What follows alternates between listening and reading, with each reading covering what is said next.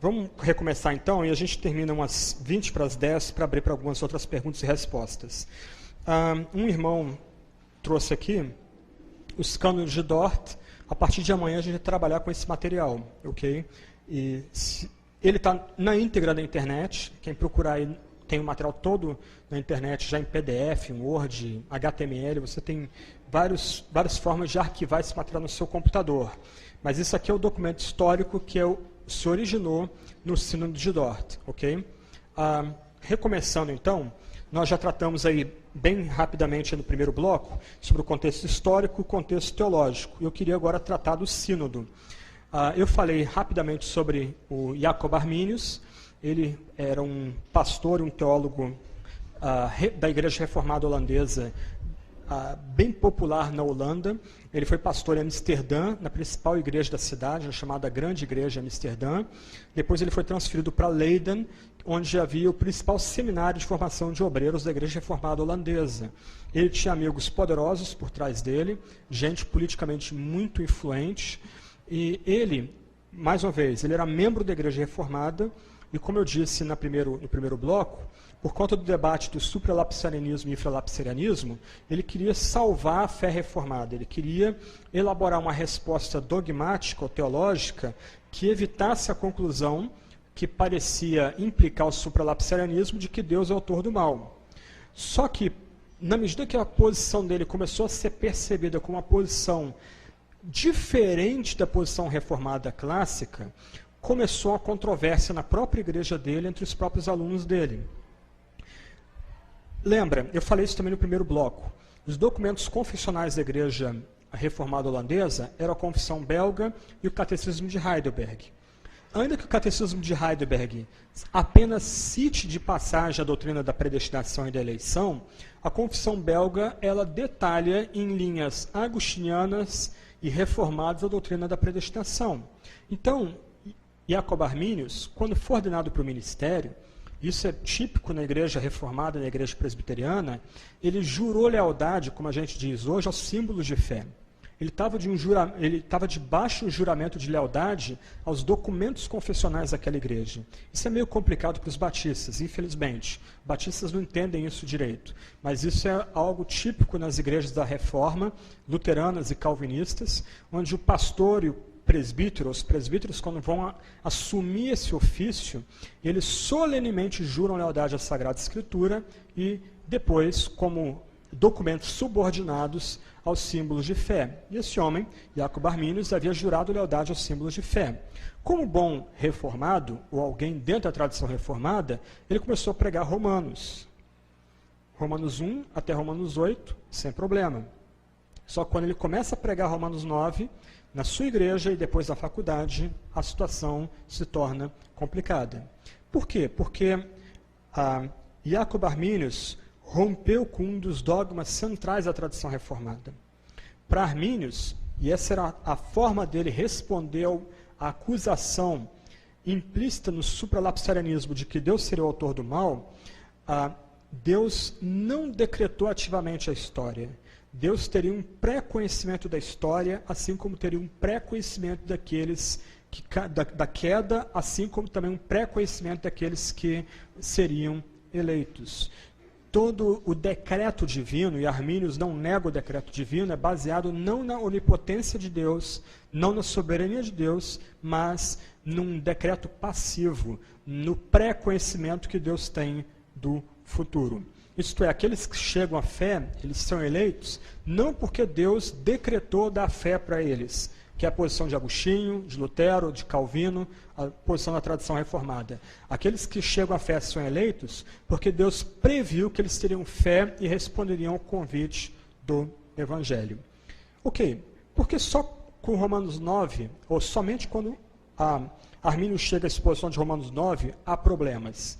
E aqui é um elemento complicado. Porque Armínio não era arminiano. Não sei se dá para entender direito aqui, mas vamos lá. Okay?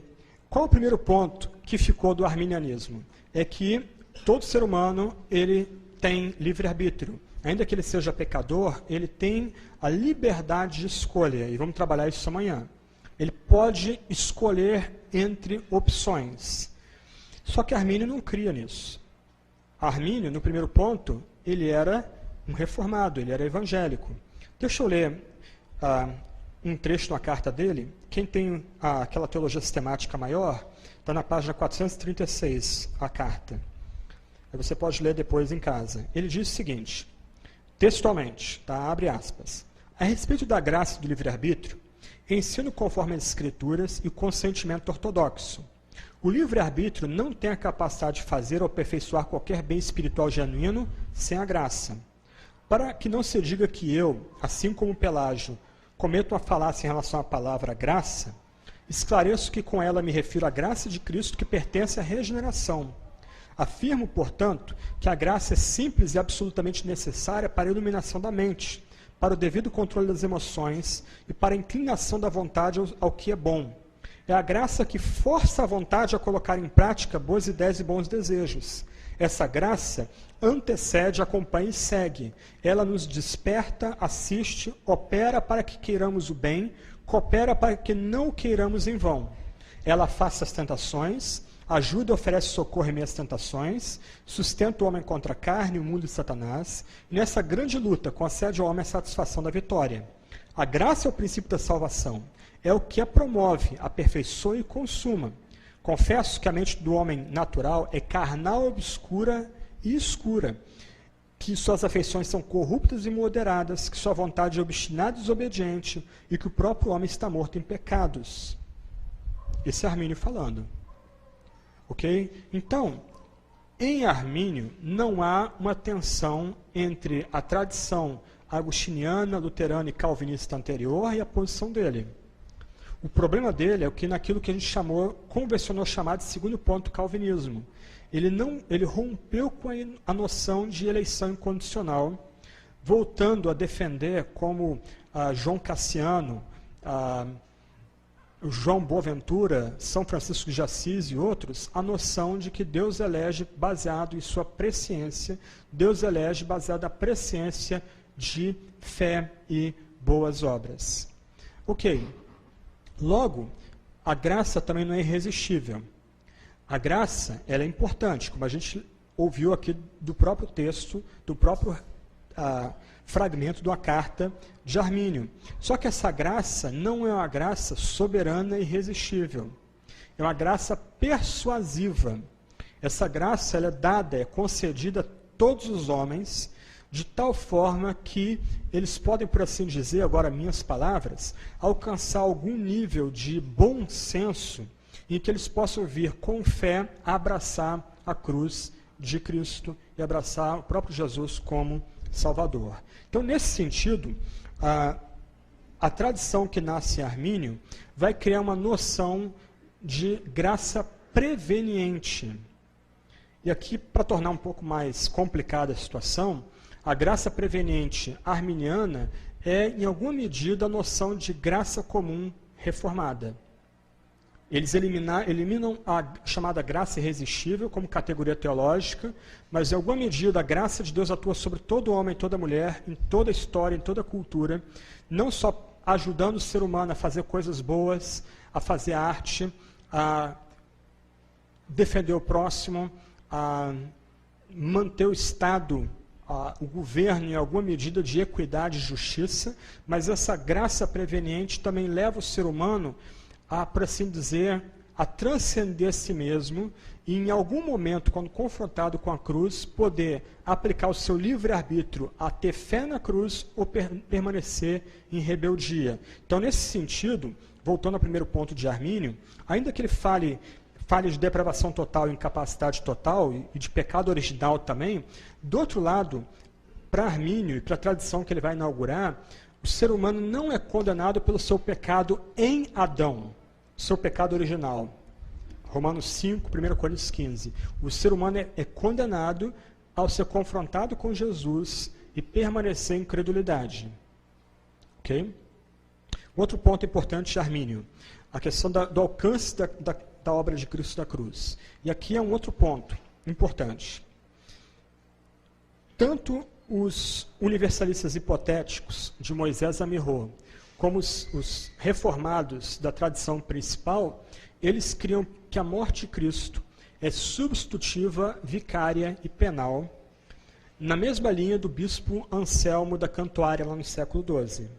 Isto é, a morte de Cristo é um pagamento de um preço que nós não temos como pagar.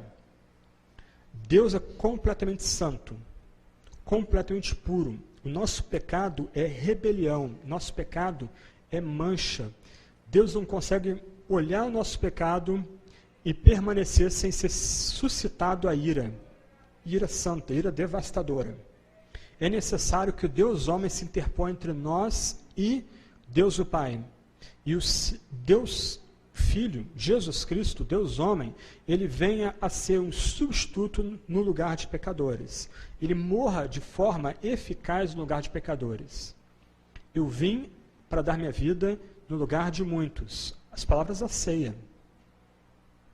Ok? As palavras da ceia. Então, a morte de Cristo aqui, para usar os vocábulos mais técnicos da Bíblia, ela é expiatória. O pecado daqueles pelos quais Cristo morreu é de fato expiado. Cristo, de fato, propiciou o pecado daqueles pelos quais ele morreu. Aí olha a dificuldade agora. Como Cristo pode propiciar os pecados de um homem e esse ainda ir para o inferno? Como Cristo pode expiar os pecados de um homem e esse ainda ir para o inferno? Como Cristo pode ser chamado de justo e justificador e aqueles pelos quais ele morreu, que foram justificados pela sua obra na cruz, irem para o inferno? Se você conhece um pouco mais da história, você começa a notar que essas perguntas vão conduzir à posição reformada clássica da expiação particular. Aí o que Armínio faz? Ele rompe, e esse é um ponto importante, ele rompe com essa visão da cruz. Ele abandona a noção de que a morte da cruz, a morte de Cristo na cruz, é uma morte substitutiva e vicária. Ok? Quando o arminiano defende a morte expiatória, vicária, substitutiva, ele é um arminiano incoerente. Ao mesmo tempo, ele quer ser, num ponto, fiel à Bíblia. Do outro lado, ele não consegue conectar a sua defesa da morte vicária expiatória com o restante do seu arcabouço teológico. Qual foi a posição de Armínio quanto à morte de Cristo na cruz? Seguindo o seu patrono, um homem chamado Hugo Grotius, um jurista muito famoso que eu mencionei há pouco, ele começou a defender a chamada teoria governamental da expiação. Isto é, Cristo não morreu na cruz para mudar a nossa relação com Deus. Cristo morreu na cruz para mostrar a seriedade da lei de Deus. E aqueles que não abraçarem Cristo vão morrer se continuarem quebrando a lei. Dá para perceber a diferença? Dá para perceber a diferença?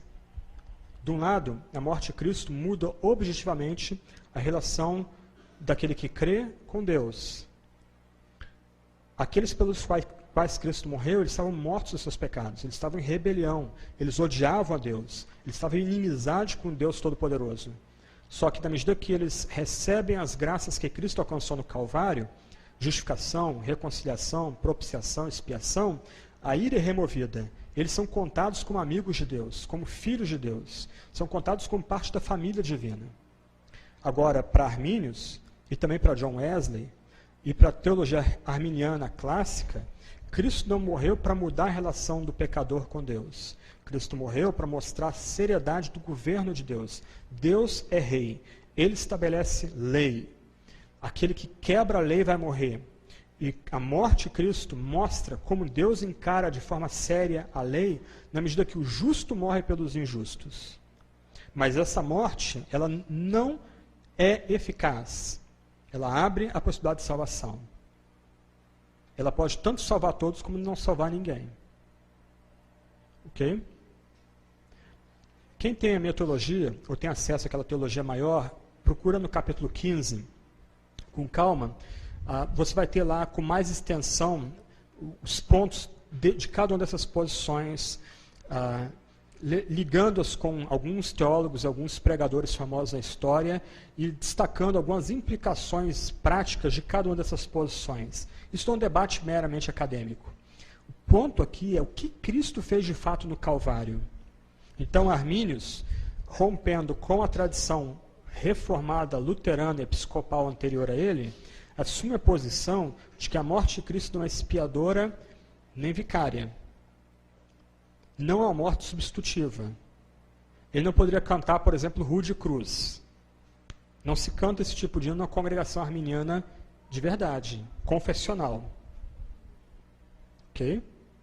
Lembra do hino? Rude Cruz se erigiu. Ok? Então, o que é destacado ali é morte substitutiva, penal. Foi na cruz, onde um dia eu vi um arminiano não poderia cantar esse hino. Foi mal, eu não estou dando canelada em ninguém, a questão é história. Ok? É questão de confissão de fé. Houve uma ruptura. Surpreendam-se. Um dos meus teólogos puritanos prediletos, talvez o maior pastor da história, Richard Baxter, ele assumiu essa mesma posição da teoria governamental da expiação. Okay? Por outras razões. Ele não era um arminiano. Ele queria criar um sistema onde calvinistas e arminianos e até mesmo católicos pudessem conviver harmoniosamente, como irmãos vivendo juntos dentro da mesma casa. Então ele assume essa posição da chamada teoria governamental da expiação. Aí lá na teologia sistemática, você tem a documentação, a bibliografia, os textos onde Baxter defende essa posição. Ele não era um calvinista, para assim dizer, de 4 costados, como algumas pessoas supõem. Ele tinha seus problemas doutrinais também. Ele assumiu alguns riscos doutrinais também. Okay? Mas o fato é que também nesse ponto da expiação, Armínio rompe com a tradição anterior dele. E o último ponto, a questão da expiação, da perseverança dos santos, aqui é um detalhe. Armínio deixa aberto essa questão.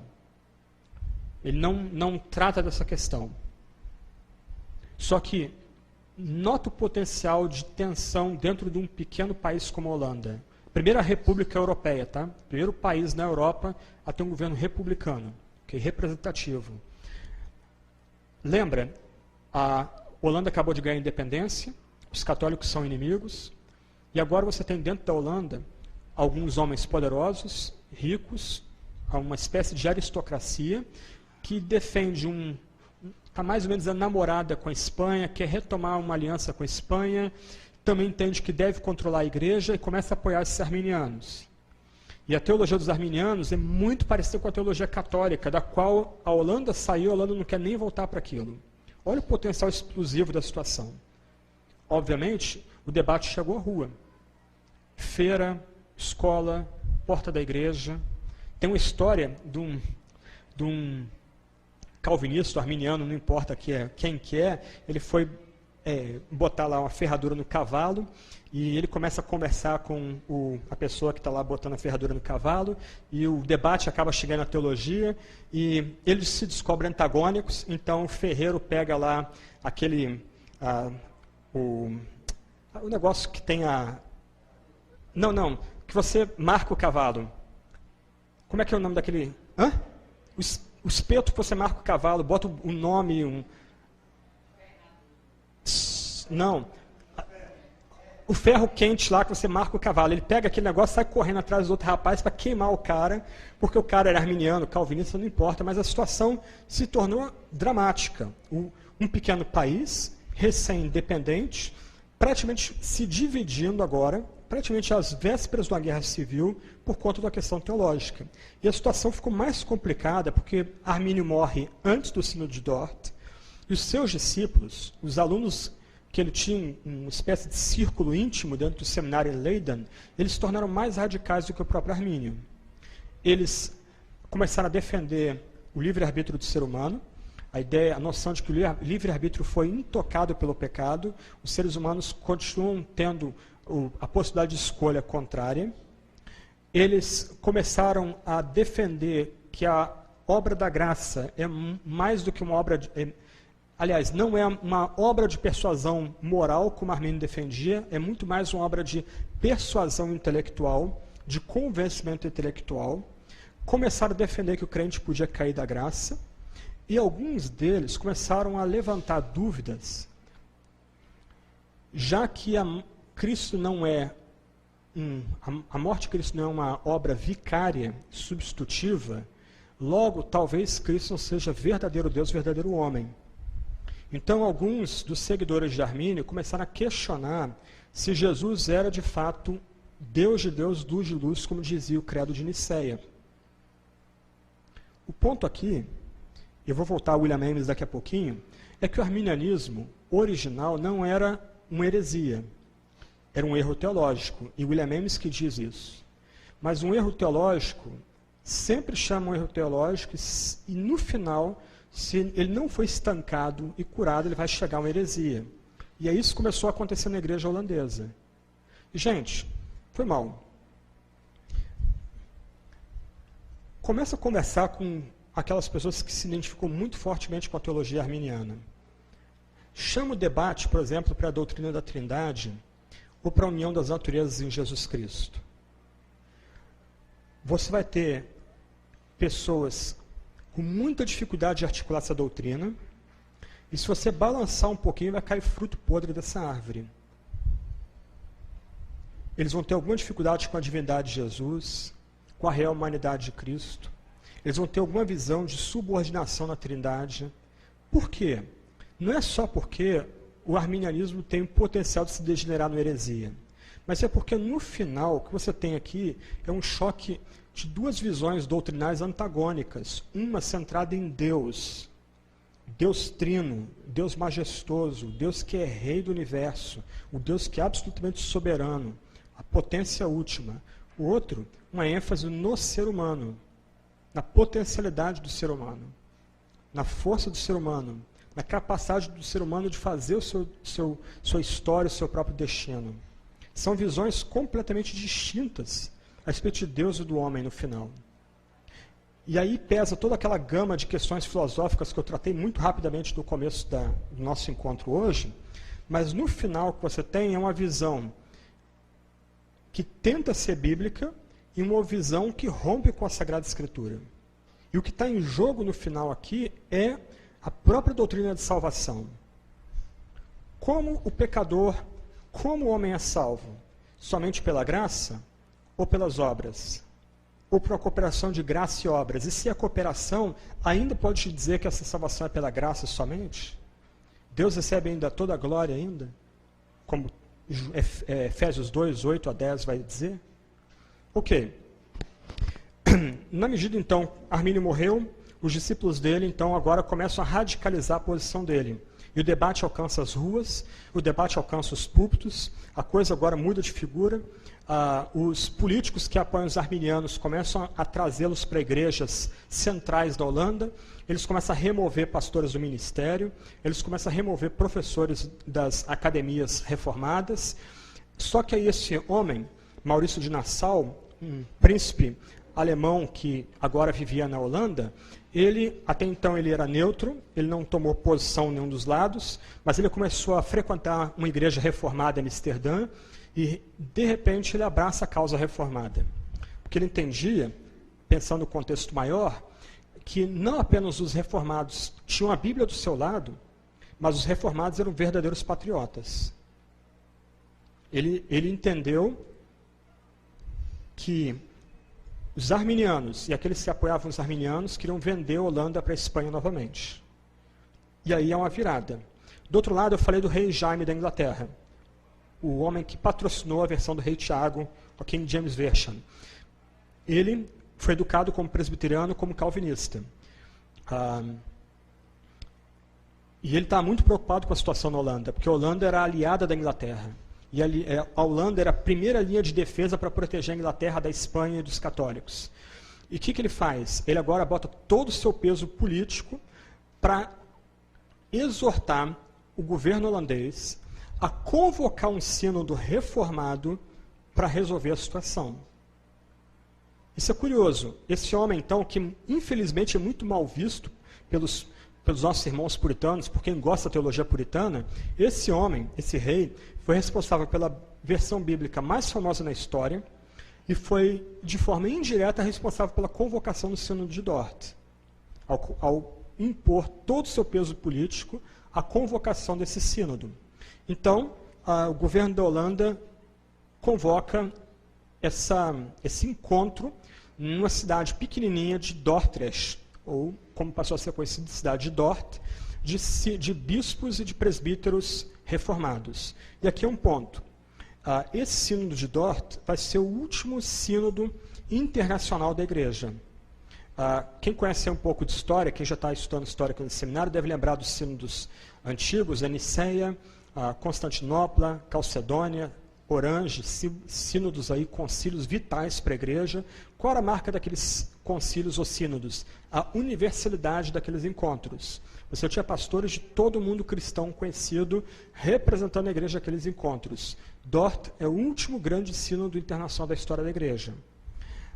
Você tem aí pastores e presbíteros holandeses, você tem bispos episcopais ingleses, pelo menos 5 bispos da igreja anglicana ou igreja episcopal foram participar do sínodo para apoiar a confecção do cânone, como a gente vai estudar durante a semana. Você tem presbíteros e bispos das regiões da Alemanha, da Suíça de fala alemã, da Suíça de fala francesa, da Suíça de fala italiana. Você tem bispos franceses, ministros franceses que vão tentar se dirigir a esse sínodo. Só os puritanos ingleses e escoceses foram proibidos pelo rei Tiago de participar, porque o rei Tiago, o rei James, ele detestava os puritanos, ele achava eles intragáveis, então ele proibiu que puritanos pudessem ir ao sínodo. Só que os puritanos congregacionais já estavam migrando da Inglaterra para a Holanda, porque a Holanda dava liberdade religiosa para eles. E um puritano, um homem chamado William Ames, ele vai ser secretário do presidente do sínodo, e esse puritano inglês vai ser um homem extremamente influente nos debates do sínodo de Dort. Para quem não conhece William Ames, ele era um congregacional, puritano congregacional inglês. Ele teve que fugir da Inglaterra para a Holanda. Foi professor também na Universidade de Leiden e depois acho que em Utrecht, se me falha a memória. Só que, curiosamente, ele passou a ser mais lido na Inglaterra e nos Estados Unidos do que o João Calvino. Ele se tornou a obra dele, chamada O Âmago da Teologia, uma obra famosa, eu tenho ela lá em casa, é um compêndio de teologia sistemática e de ética cristã, se tornou o texto padrão de teologia reformada na Holanda, nos Estados Unidos e na Inglaterra depois da morte dele. As pessoas tinham ele e não tinham Calvino, isso é um ponto interessante. Tinham o âmago da teologia no lugar das institutas. E ele também escreveu na área de ética, na área de devoção, era um escritor muito capaz, mas ele foi o único puritano que participou do sínodo, mas como secretário, era uma voz ativa nos debates e extremamente persuasivo também naqueles debates. O sínodo começou em novembro de 1618 e foi até maio de 1619, esse ajuntamento de bispos, presbíteros, teólogos, alguns políticos dos principais países protestantes europeus.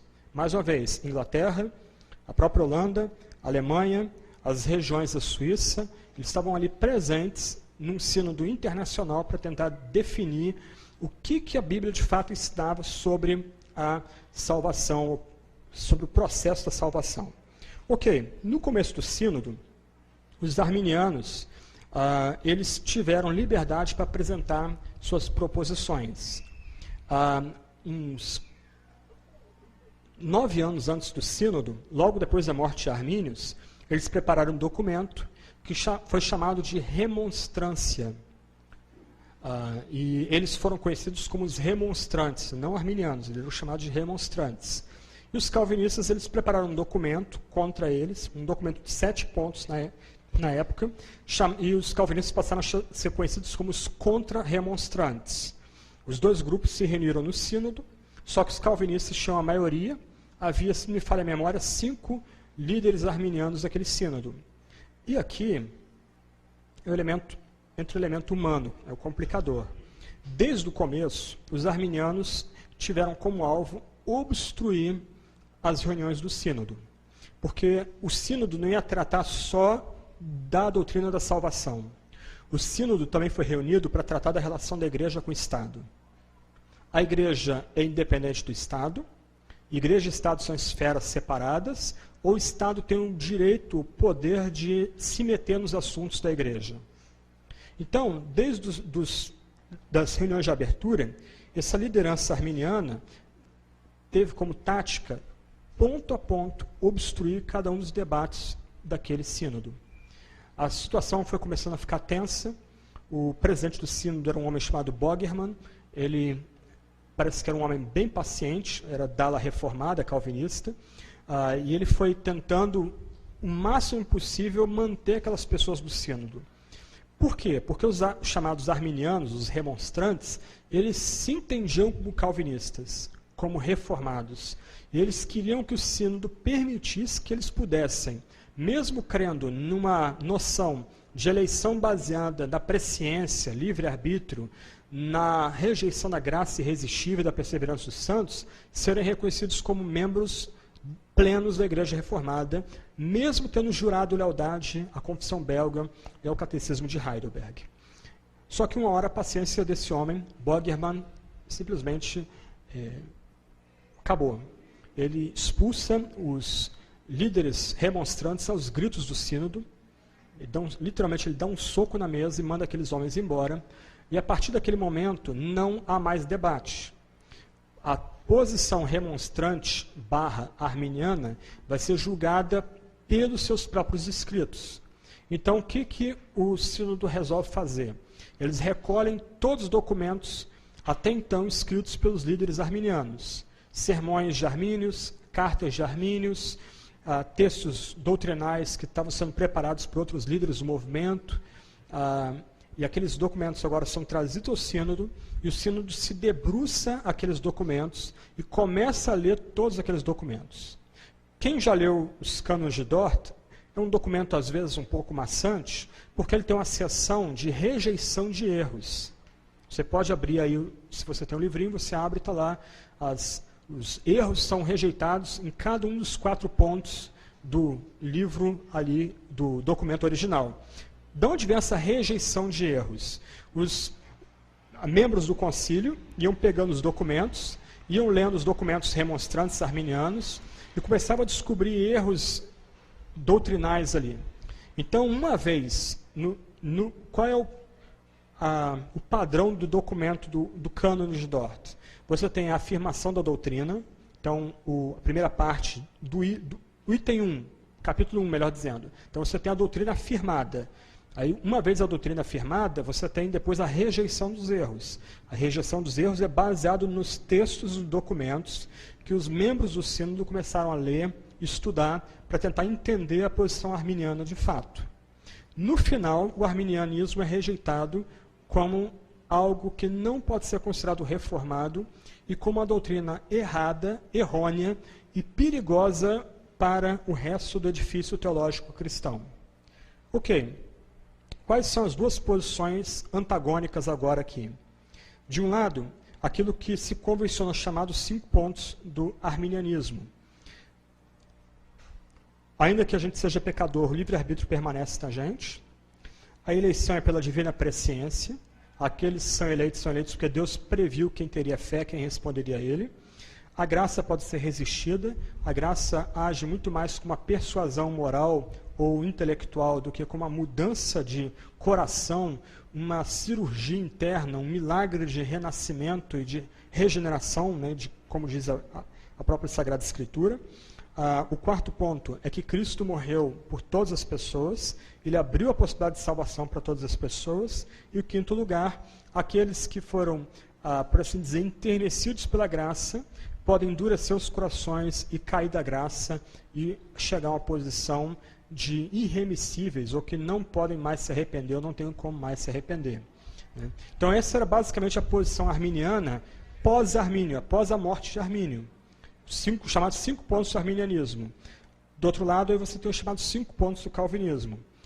E aí tem um acróstico chamado tulip. Por que tulip? Porque a flor nacional da Holanda era tulipa. E aí eles usaram a flor nacional holandesa como esse acróstico.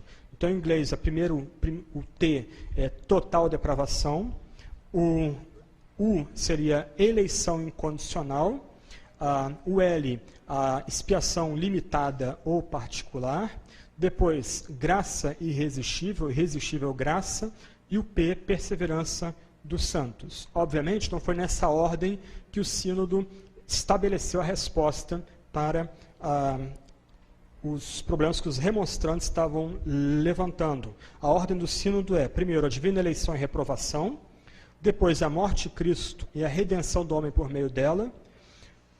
O capítulo 3 e o capítulo 4 são um único capítulo. Ele trata da corrupção do homem, sua conversão a Deus e como ela ocorre. E o último capítulo trata da perseverança dos santos. É mais ou menos a ordem que a gente vai tratar aqui em nossos encontros durante o resto da semana. O fato aqui é que nós temos, então, dois sistemas completamente antagônicos. Eu vejo algumas pessoas dizendo mais ou menos o seguinte, com ar de superioridade.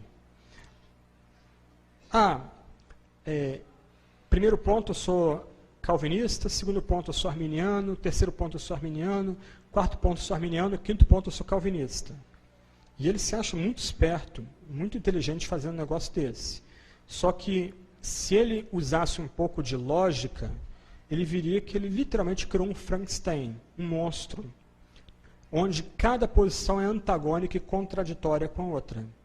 O que nós temos aqui, para mal e para bem, são dois sistemas completamente distintos e antagônicos. Eles não têm como ser misturados, apesar de alguns teólogos tentarem fazer uma outra concessão, especialmente no caso dos calvinistas, no quarto ponto, que é a questão da expiação limitada.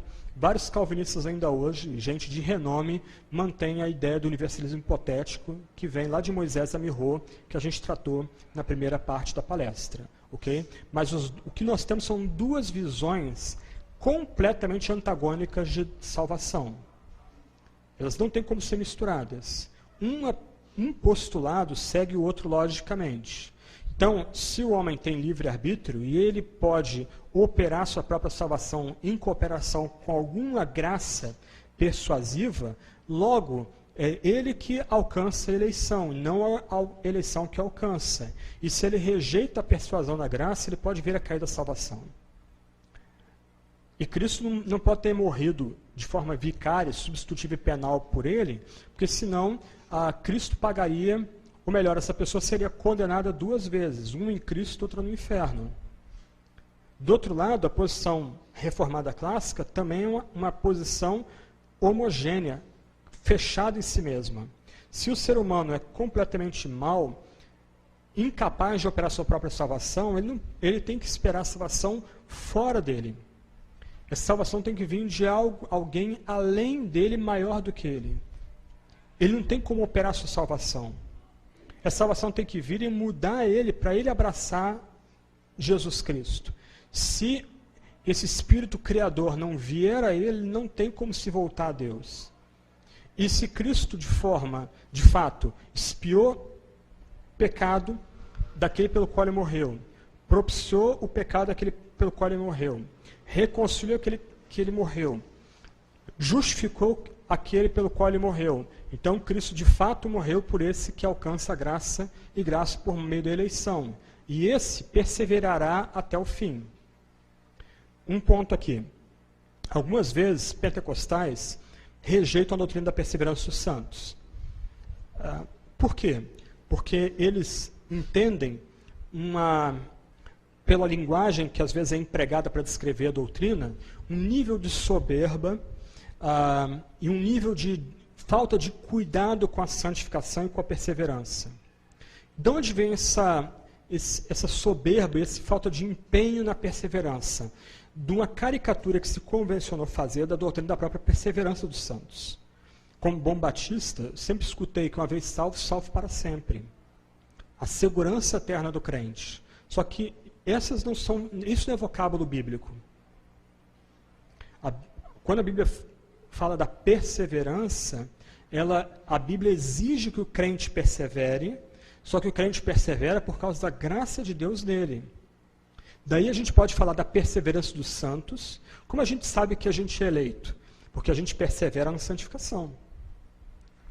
Como Pedro diz lá na segunda epístola, fazei firmes cada vez mais vossa vocação e eleição. Olha que ele inverte.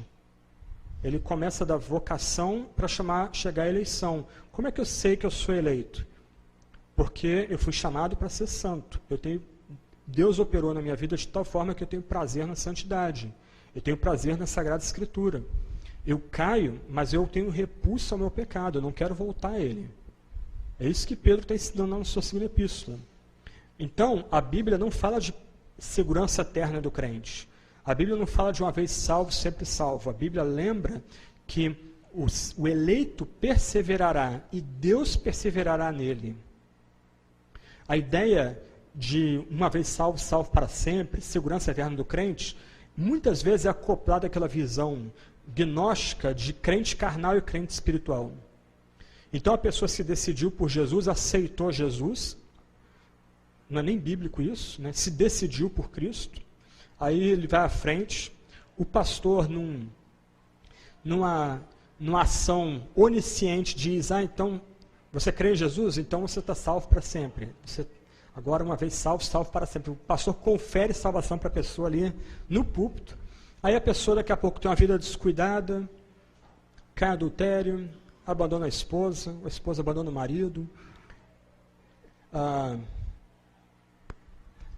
é um político ligado ao PT, foi mal, não resisto, mas tudo bem. Alguém leu a revista Veja da semana dada filha do pastor lá fazendo tráfico de influência? Ok, aí ela é crente carnal, está salva, mas ela pode ser crente espiritual. Ela pode ter uma vida mais profunda, ela pode ter uma vida mais consagrada, mas ela não se decidiu por Jesus, não foi à frente, não, ela é crente carnal, mas é crente. A base bíblica 1 Coríntios 13. Puxa, legal. Daí tem aqueles livrinhos que acho que vocês conhecem, né, que tem até o desenhozinho, né, a cadeirinha, o ego na cadeira, a cruz fora da cadeira. Aí no culto da fogueira você queima os seus pecados, e aí você pode ter uma vida mais consagrada, aí sai o ego da cadeira e a cruz entra na cadeirinha lá, e agora Cristo está reinando na sua vida, né? Vocês já fizeram culto da fogueira também? Eu já. Gente, que coisa, mas tudo bem. Adianta alguma coisa? Não adianta nada, né? O pior, né? O pessoal já... Puxa vida. O pessoal amarrava o pecado num balão e soltava o balão. E daqui a pouco o balão ia em direção à igreja. Não, o balão tem que ir para lá, não para a igreja, mas tudo bem. Mas cair no pátio da igreja eu sabia o meu pecado. Eu fazia lá, ver minha caligrafia. Adianta alguma coisa isso? Tem algum poder contra o pecado? Algum poder de santificação? Mas na cultura, pelo menos no meio batista, era assim que se equacionava a ideia de uma vez salvo, salvo para sempre. A pessoa podia ter uma noção meramente intelectual do cristianismo, sem afetos transformados, sem coração transformado, mas ela era percebida como cristã, mesmo sendo carnal. Tem adultério, envolvida com maracutaia política, por aí vai. Não, mas ele se decidiu por Jesus. Foi à frente. Mas sem fruto de arrependimento? Não. Então vai para o inferno. Ok? Então a perseverança dos santos não pode ser resumida essa noção bobinha de uma vez salvo, salvo para sempre, segurança eterna do crente. Esses são vocábulos não bíblicos e que empurram as pessoas para o entendimento não bíblico da carreira cristã. Os reformadores, também em Dort, entenderam que se a pessoa se percebe eleita, ela é eleita para ser santa. Ou no texto que a gente leu no começo do estudo hoje, ela é eleita para ser conformada à imagem de Jesus. É como se Jesus fosse o molde de aquele homem, mulher, pecador, mal pra caramba, coração duro, adorava os poderes desse mundo, imoral, sujo. Agora ele, que foi soberanamente chamado, a surdez dele foi rompida, ele que foi amado desde antes da fundação do mundo, ele é encaixado no molde. Aquele que é eleito para ser como Cristo. As pessoas têm que reconhecer Cristo naquele que foi eleito. Aos que de antemão amou, a esses predestinou para serem conformes à imagem de seu Filho. Aos que chamou, justificou, aos que justificou, glorificou. Qual o tempo verbal da última palavrinha? Passado. Então, se você é crente mesmo, se a gente está sentado aqui entre crentes, você está sentado do lado de um homem e de uma mulher que já é glorificado. C.S. Lewis, que era um bom arminiano, ele ia dizer, né, não há cristãos ordinários. Você está sentado de um lado de um homem e da mulher que já está ressuscitado com Cristo. Nesse tempo. Nesse exato momento. Alguém que já está sentado nas regiões celestiais. Aos que de antemão amou, a esses predestinou para serem conformados à imagem de Jesus. O que é o drama da redenção, então, para os teólogos em Dort? É um restart, é um recomeço. Cristo é o segundo Adão. Nele toda a história está recomeçando. Nós somos as primícias. Nós somos uma nova humanidade em Cristo, que é o segundo Adão. Ele é o cabeça de uma nova raça. Ele é o irmão mais velho, nós somos os irmãos mais novos. Então as pessoas têm que ver Cristo em nós, se nós de fato somos contados como eleitos, como homens e mulheres que foram soberanamente amados desde antes que o mundo fosse mundo. É o que o texto diz, aos que de antemão. Nota, não é a classe. A igreja que Deus de antemão amou. Não é isso que o texto diz. O texto diz, aos que, indivíduos. Aos indivíduos que Deus amou, a esse ele preordenou para serem moldados à imagem de seu Filho, soberanamente os chamou, os declarou justos por causa da obra de Cristo do Calvário, e já os vê como homens e mulheres glorificados, como obra acabada. Ok? Alguém tem sabão aí? Pimenta, né? Pimenta. Depravação total, incapacidade total. Bom exemplo aí. Ok? Então o que nós temos são dois sistemas completamente antagônicos. São duas visões de salvação que não têm como ser misturadas. Eu fui criado nesse meio. Quem crê nos 5 pontos é um calvinista radical. Eu creio no último ponto, eu sou um calvinista moderado. O cara não entendeu nada. Eu tinha um professor que tinha doutorado em filosofia, ele dizia isso. Eu ficava pensando, puxa, esse amigo meu faz doutorado para dizer um negócio desse, perdeu o tempo dele fazendo PhD. Ele não entendeu nada. São sistemas antagônicos e sistemas fechados, herméticos, que não tem como ser misturados. Ok? Ano passado, quando eu falei sobre salvação aqui, numa das noites, eu acho que falei um pouco sobre John Wesley. Curiosamente, John Wesley, ele volta para Armínio. A posição de John Wesley é basicamente a posição de Armínio. Por isso que John Wesley podia trabalhar junto com George Whitefield. Porque John Wesley também cria na depravação total, como a gente leu aqui de Jacob Arminius. Ele entendia que era necessário o Espírito Santo vir para despertar o pecador. Ele entendia que somente o Espírito Santo podia levar o pecador a crer de fato e se arrepender dos seus pecados. Agora, o que nós temos hoje não é arminianismo. O que nós temos hoje é a heresia pelagiana. A Bíblia nunca diz para a gente chamar as pessoas a se decidir por Jesus. Jesus não é um produto que está sendo vendido. A Bíblia exige que a gente chame pessoas a crer e se arrepender. Quem consegue crer? Quem consegue se arrepender? Quem consegue confiar de fato em Jesus? Agarrar a cruz de Cristo e não largar de jeito nenhum? Quem consegue de fato descansar na cruz como a única esperança de ter alegria, paz, prazer nessa vida e vida eterna após a morte? Quem de nós consegue fazer isso? Quem de nós consegue abandonar pecados? Quem de nós consegue não só ter tristeza pelos nossos pecados, mas abandonar pecados? Aí não é o que Pedro e os discípulos viram para Jesus e perguntam, quando ele despacha lá o jovem rico, quem pode ser salvo? Aí qual é a resposta de Jesus? Para os homens isso é impossível. Mas, aí ele faz eco a Gênesis 18, para Deus não é impossível. Salvação, é Deus que opera a salvação. Ou como Jonas, no ventre da baleia lá, desesperançado, o que ele confessa no final? A salvação vem do Senhor. A gente não tem como ser salvo. A gente não tem como mudar a nossa pele. A gente não tem como mudar o nosso coração. Não tem como mudar a nossa mente. Tem que vir um poder maior, poder espiritual, para fazer isso. Então, quando a gente prega, a gente chama as pessoas a crer e se arrepender. A gente tem que evangelizar. Aliás, os calvinistas têm que ser os líderes de evangelização. Tem que evangelizar mais do que os outros. Porque eles têm a teologia mais certinha, mais bíblica, radicalmente bíblica. Então, como é que eles evangelizam? Creia. Coloque fé em Jesus Cristo. Confia nele, ele vai te salvar. Arrepende dos seus pecados. Aí o pecador diz, eu preciso disso, mas eu não consigo fazer isso. Aí como é que você trata com o cara? Bota o joelho no chão, boca no pó e clama, meu irmão. Implora para Deus. Aí, tendo essa visão teológica um pouco mais elaborada, a gente começa a entender que é Deus que está despertando aquela pessoa ali. Deus é que está sacudindo ela. E a gente tem que ser cirurgião e não açougueiro. Açougueiro retalha a pessoa. A gente tem que ser bom cirurgião. Conduzir a pessoa a Cristo, não um método humano. Vem aqui para frente para receber oração, vamos lá para o gabinete pastoral para conversar um pouquinho. Eu decidi por Cristo. O que você decidiu? O pastor falou que ia orar pela gente, eu preciso de oração. Isso não é salvação. Tornar a coisa um pouco mais complicada aqui. Qual foi a última vez que você viu alguém chorando por causa dos seus pecados?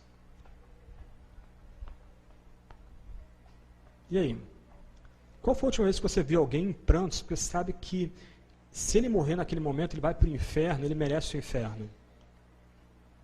Então a teologia que chegou aqui no Brasil, que não era calvinista e também não era arminiana, literalmente a longo prazo, ao mesmo tempo enfatizando a evangelização, enfatizando missões, acabou com a evangelização e missões. Porque no final mudou Jesus, mudou o drama da salvação, mudou no final a própria mensagem de salvação. A mensagem foi confundida com o método. Eu fui criado nesse meio. Não sei se aconteceu aqui com o Cleiton, aqui em Parquelândia, se o pastor não fizesse apelo, não evangelizou. Mas evangelização é método? Não teve decisão, então não evangelizou. Aí, primeiro domingo não tem decisão, ok.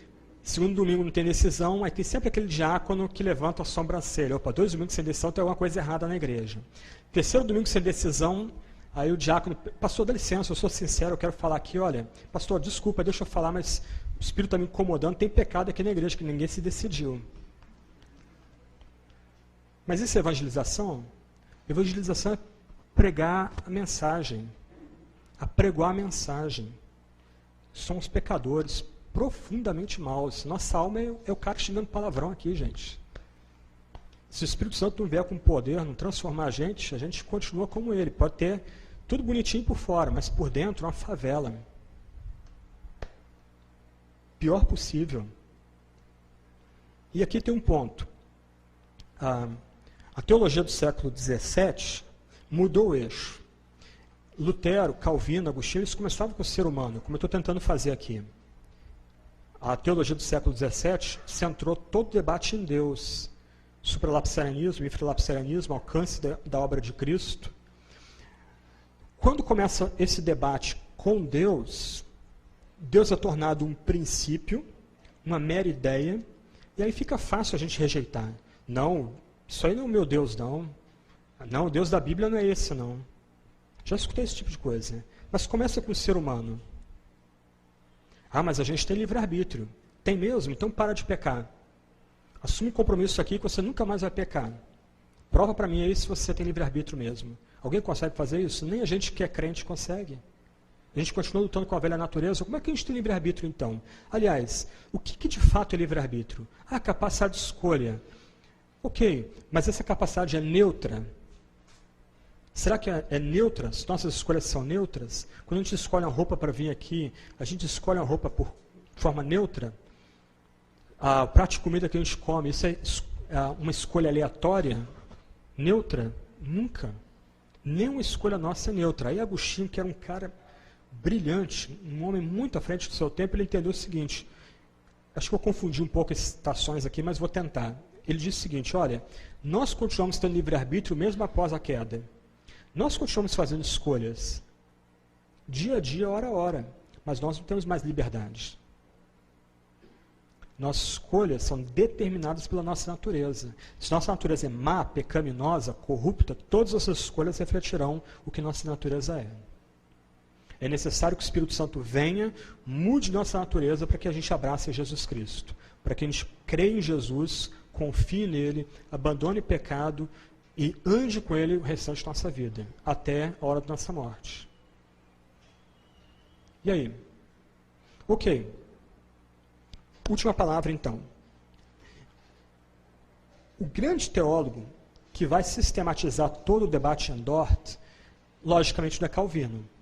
Então, é um anacronismo atribuir a Calvino 5 pontos.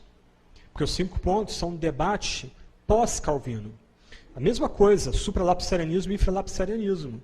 Você tem declarações em Calvino que aparentemente colocam a queda antes da eleição, e declarações vão colocar o decreto da eleição antes da queda. Por quê? Porque isso não era um debate da época de Calvino. Também, não era um debate da época de Calvino o alcance da expiação. Ainda que Calvino fale em termos de expiação particular, ou como se convencionou chamar expiação limitada, isso não era um tema da época dele. Isso é um tema que vai ser tratado em Dort, mais ou menos aí 50 anos depois da morte de João Calvino.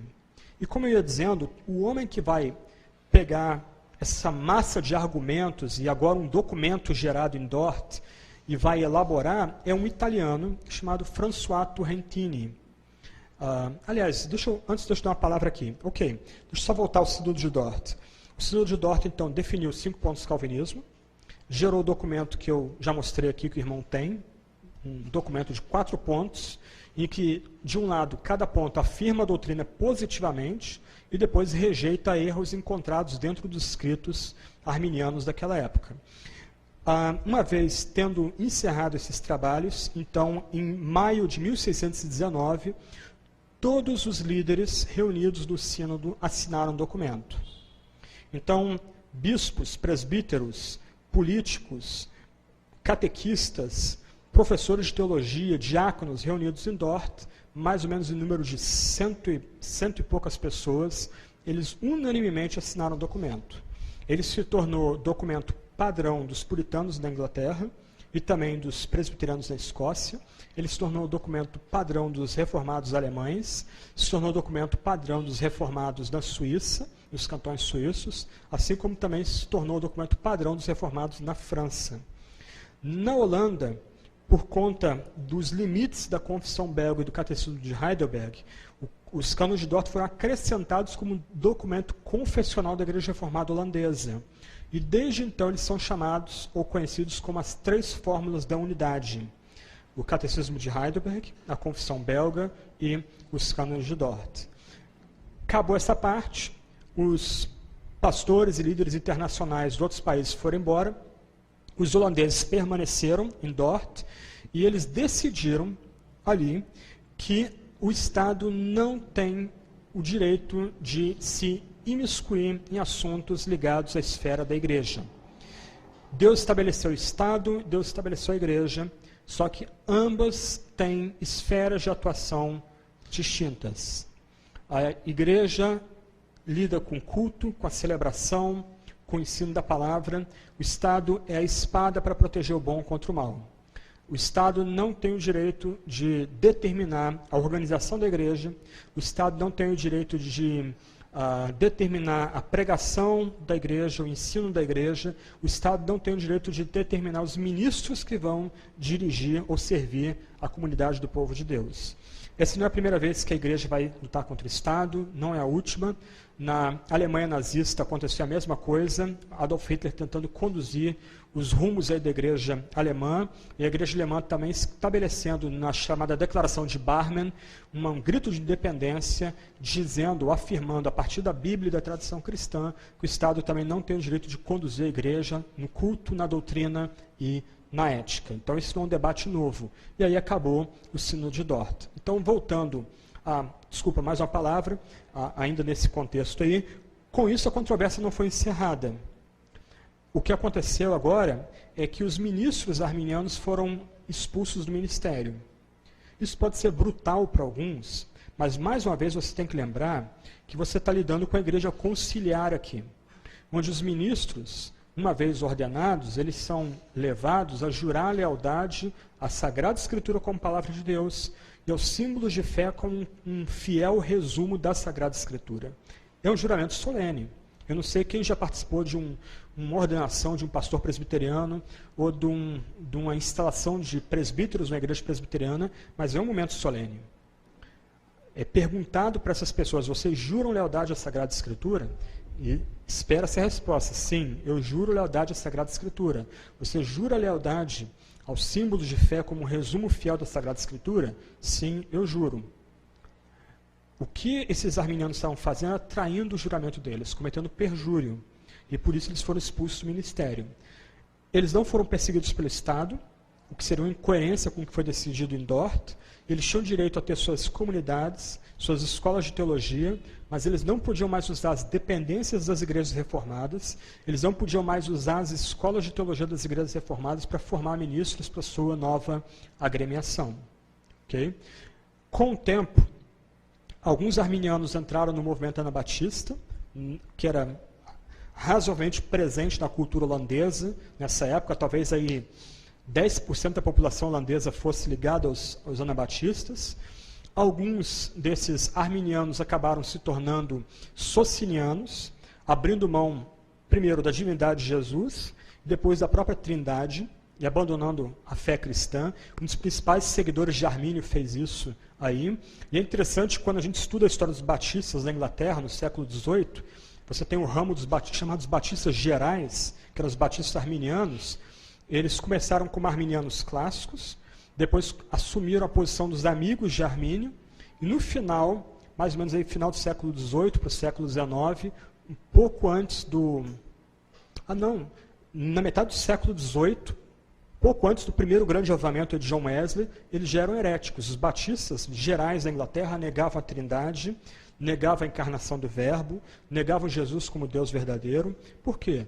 Porque um erro vai chamando outro erro. Tá? Ok, fechando então com Turretin. Turretin era um homem brilhante, ele era italiano, ele era a segunda geração de crentes italianos morando na Suíça, e ele foi o último grande teólogo de Genebra.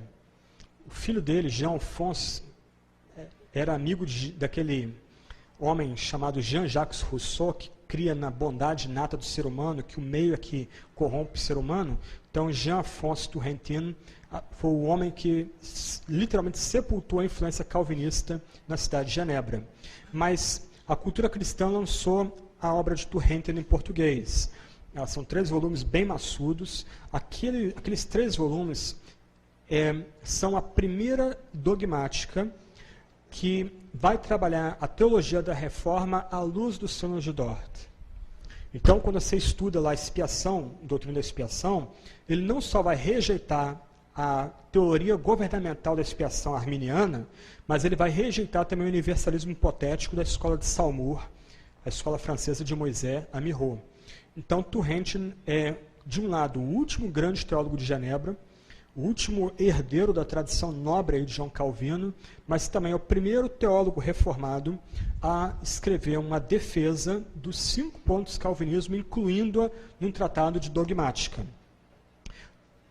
Por incrível que pareça, Turretin, após a morte dele, ele caiu no ostracismo em Genebra. Simplesmente virou uma relíquia, uma peça de museu. O que agora era privilegiado em Genebra era a visão de Rousseau da bondade inata do ser humano, a noção de que, colocados num lugar idílico, nós seríamos bons. É o meio que corrompe a gente. Só que Turretin acabou emigrando para os Estados Unidos. E a cidade de Princeton, existe até hoje em New Jersey, ele começou de forma até mais modesta do que essa escola. Ele começou como uma casa de toras, onde um homem chamado Archibald Alexander se reuniu com 5 outros candidatos ao ministério e começaram a estudar teologia ali. Primeiro eles começaram usando William Ames, o famoso puritano congregacional que foi secretário do Sínodo de Dort, mas eles conseguiram uma edição latina de Turretin. Então aqueles homens tinham que aprender latim, americanos, muitos deles caipiras, gente da roça, tá? Eles tinham que aprender primeiro latim para ler teologia sistemática. Quando Princeton se estabeleceu mais para frente como um seminário de ponta respeitável, um homem chamado Charles Hodge se tornou o grande professor daquela universidade.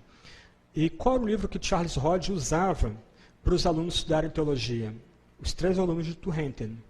O último grande teólogo de Genebra, o primeiro teólogo reformado a incluir os 5 pontos do calvinismo num tratado de teologia, numa dogmática teológica. É interessante que Charles Hodge pediu um amigo para traduzir aqueles 3 volumes para o inglês, e aqueles 3 volumes eram acorrentados na biblioteca. Era o que a gente chamaria hoje de obra de referência. Os alunos tinham que marcar a hora para ler as sessões que seriam estudadas em sala de aula naqueles 3 volumes imensos, né? Então eram volumes grandões, a pessoa abria, tinha lá acorrentados numa mesa, a pessoa ia virando página a página, letra formiguinha, coluna dupla por página, traduzido do latim para o inglês, né? E agora, finalmente, para o português. Então, com isso, Turrentien incluiu, de fato, os 5 pontos do calvinismo dentro do sistema teológico reformado. Então, desde Dort, falar dos 5 pontos do calvinismo é falar da soteriologia reformada. Um último alerta que eu precisaria fazer aqui é o seguinte: a teologia reformada não se resume aos 5 pontos do calvinismo. Eu vejo algumas pessoas assumindo os 5 pontos do calvinismo como bandeira, só que desconectando de outros temas importantes da tradição reformada. A própria ideia de que Cristo é rei. Por exemplo, eu conheço fundamentalistas que creem nos 5 pontos do calvinismo, mas creem na ideia do crente carnal e do crente espiritual. Eles não entenderam ainda a noção de que Cristo como o Rei Supremo. E aqueles que são incluídos por Cristo, chamados por graça, membros de um reino, de um novo reino. Se nós temos um rei, a gente obedece. Quem não obedece está em rebelião. E quem se rebela contra o rei, o que acontece? O rei os esmaga. O rei os tira da sua presença. Muitos que abraçam os 5 pontos do calvinismo têm uma visão de rejeição da cultura. Não apreciam arte, não apreciam cinema, não apreciam boa música. Mas os 5 pontos do calvinismo estão no bojo de um sistema que privilegia a doutrina da graça comum. Isto é, ainda que a graça eletiva seja derramada somente aos piores pecadores, aos eleitos, do outro lado, há uma graça que refreia o poder do pecado na criação. Por isso a gente assiste um filme bacana e fica emocionado. Porque Deus preservou beleza, verdade, integridade. A gente vê um filme de amor e quer ver aquilo. E por quê? Porque o que é representado de amor naquele filme é porque Deus preservou ali. A graça, a doutrina reformada não torna a igreja um mosteiro. Tem gente que abraça os 5 pontos do calvinismo e entende a igreja como uma espécie de mosteiro. Você suporta a sua vocação secular, mas aqui você se realiza. Aqui você trabalha. A gente tem um lugar para você trabalhar aqui dentro. A teologia reformada empurra o crente para o mundo. O crente vai glorificar Deus como dona de casa, como pedreiro, como marceneiro, como arquiteto, como professor, como pai, como mãe, como filho, namorado, namorada. Deus é glorificado lá fora. Calvino dizia, o mundo é o teatro da glória de Deus. Você encontra Deus lá fora. Então, crer nos 5 pontos do calvinismo não torna alguém automaticamente um reformado. A tradição reformada inclui 5 pontos, mas ele tem um arcabouço maior. Eu gosto muito de catedrais. Então, eu diria o seguinte, os 5 pontos do calvinismo são a abóbada, a nave da catedral. Mas aquela nave só fica de pé porque ela tem estruturas, tem outras colunas, outros detalhes. Então, para manter os 5 pontos do calvinismo de pé, nós precisamos de todo um outro arcabouço, uma série de outros detalhes que tornam uma pessoa de fato reformada. Ok?